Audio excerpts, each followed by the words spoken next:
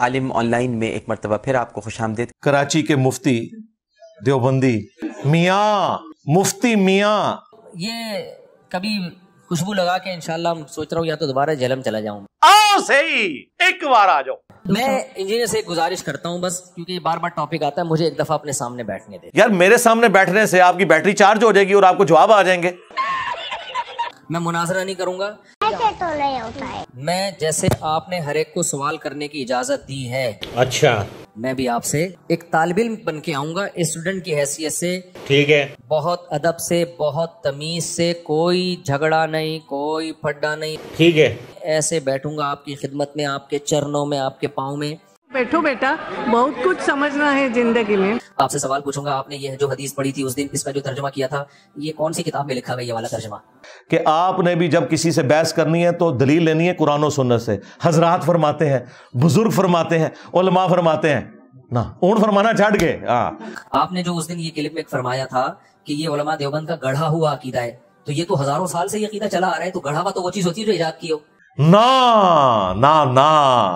نہ مفتی صاحب نہ۔ دوسرا عقیدہ اس میں انہوں نے لکھا ہے کہ رسول اللہ کی قبر مبارک اللہ کے عرش، کرسی، خانہ کعبہ سے افضل ہے۔ ان سے پوچھے یہ کس قرآن کی آیت میں اور حدیث میں لکھا ہوا ہے؟ جذباتی بات نہیں ہے بریلوی کرنے کے، نبی دی شان نہیں مانتے۔ اچھا جی نبی دی شان منی ہے، حضرت عیسیٰ اللہ کا بیٹا کہہ دیجیے۔ ابو داؤد ترمذی میں موجود ہے، ایک صحابی نے حضور کو سجدہ کیا، آپ نے فرمایا سر اٹھا کیا کر رہا ہے؟ جب میں فوت ہو جاؤں گا تم میری قبر سے گزرو گے تو کیا میری قبر پہ بھی سجدہ کرو گے؟ انہوں نے پہلے عرض کیا کہ ہم نے ہیرا نامی جگہ پہ اپنے سردار کو لوگوں کو سجدہ کرتے ہوئے دیکھا، اس لیے میں نے آپ کو سجدہ کیا۔ آپ نے فرمایا جب میں فوت ہو جاؤں گا تو میری قبر سے گزرو گے، کیا اس پہ بھی سجدہ کرو گے؟ اگر سجدہ میں جائز سمجھتا تو بیویوں سے کہتا کہ اپنے خامدوں کو سجدہ کریں، تو نبی اسلام نے اپنی عزت خود نہیں ہونے دی، باؤنڈری نہیں کراس کرنی۔ وہ کہتے ہیں حرج کیا ہے اس میں؟ حرج یہ ہے کہ آپ کتنا خطرناک کھیل کھیل رہے ہیں۔ آپ کو پتہ ہے اللہ کے عرش اور کرسی سے افضل، یہ رسول اللہ کی موجودگی میں آپ یہ غلوف والی بات کر سکتے ہیں کیا جو کہیں لکھی نہیں ہوئی؟ وہ کہتا ہے نہیں جی نبی اسلام اشرف المخلوقات ہے، عرش بھی اللہ کی مخلوق ہے۔ بالکل ٹھیک ہے، آپ نے یہ لکھا ہی نہیں ہے کہ رسول اللہ عرش سے افضل ہے، ہم ماننے کے لیے تیار ہیں، کروڑوں عرش بھی ہوں ہمارے نبی کا مقابلہ نہیں کر سکتے، لیکن آپ نے نبی کی بات نہیں، آپ نے نبی کی قبر مبارک کی بات کی ہے، اور اس میں بھی کہا وہ حصہ زمین جو حضور سے ٹچ کر رہا ہے۔ اتنے سوالات ہیں نا، بے ہوش نہ ہو جائے نا میرا نام بدل دینا، بھاگ جائے گا۔ میں مفتی صاحب کی تعریف کروں گا کہ انہوں نے اپنے بزرگوں کی تعلیمات سے بھاگنے کی بجائے جڑیں اور مقابلہ کیتا ہے، اور خود بھی ذلیل ہوئے نے اور اپنے فرقے نے بھی ذلیل کرایا ہے۔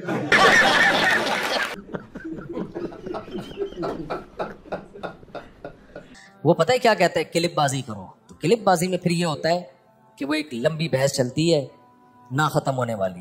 تو مفتی صاحب یہ جو آپ جواب دیتے رہے ہیں، دیتے رہیں گے تو جواب دو۔ اس کے بہت سارے، ابھی دیکھو نا کلپ بازی ہوئی ہے نا عدالتی خلا پہ، میں نے اتنا مدلل ریکارڈ کروایا، مان لیا اس نے۔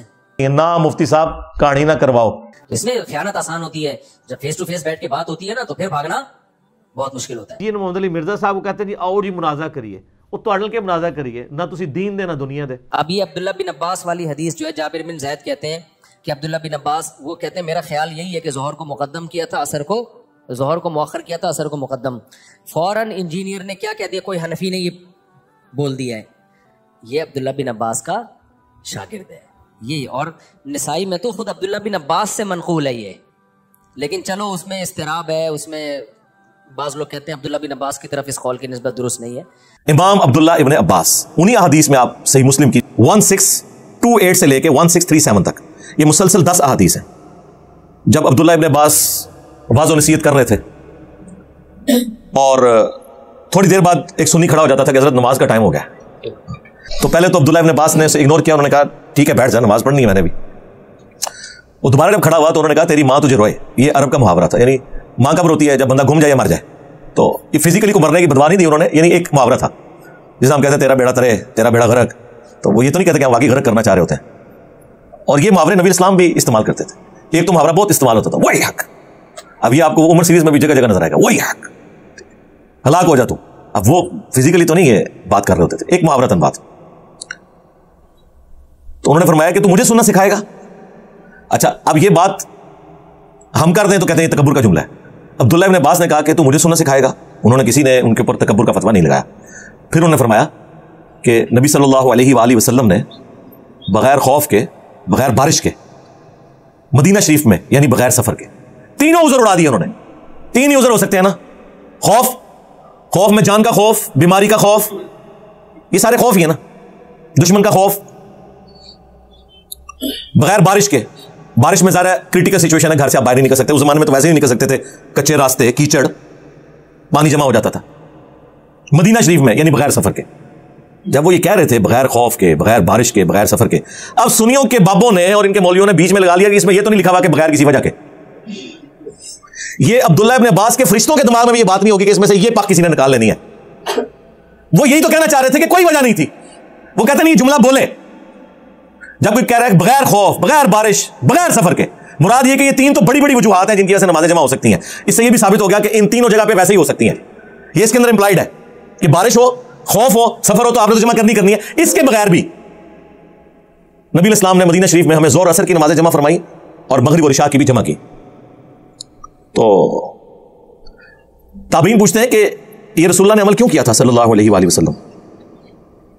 تو انہوں نے کہا تاکہ امت کے لیے اس معاملے میں آسانی ہو جائے اور کوئی حرج, تنگی باقی نہ رہے. دو باتیں ارشاد فرمائی ہیں, امت کے لیے آسانی ہو جائے اور کوئی تنگی باقی نہ رہے. یہ آپ نے جملے ذہن میں رکھنے ہیں. امام عبداللہ ابن عباس, یہ امام ابو حنیفہ, امام شافعی, امام مالک, امام احمد بن حنبل کی بات نہیں ہو رہی ہے. امام عبداللہ ابن عباس جو اس حدیث کے راوی ہیں اور حدیث کا راوی حدیث کا فہم سب سے بہتر جانتا ہے. وہاں کوئی ایک اور سنی بیٹھا ہوا تھا انورٹڈ کاما میں. وہ کہتا ہے کہ جب عبداللہ ابن عباس نے یہ بات کی نا تو میرے دل میں قلق آیا کہ پتہ نہیں یہ جھوٹ مارتا ہے صحیح پہ کہتا ہے. کہتے ہیں میں چپ کر کے اس مجلس سے اٹھا اور حضرت ابو ہریرہ کے پاس گیا اور میں نے کہا دیکھیں ابن عباس کس قسم کی باتیں کر رہے ہیں, رافضیوں والی. تو انہوں نے بھی آگے سے ان کو ڈانٹا, ان کہا کہ ابن عباس نے جو کہا سچ کہا. یہ تو ابو القاسم کی سنت ہے صلی اللہ علیہ وآلہ وسلم کہ نمازیں جمع کی جا سکتی ہیں.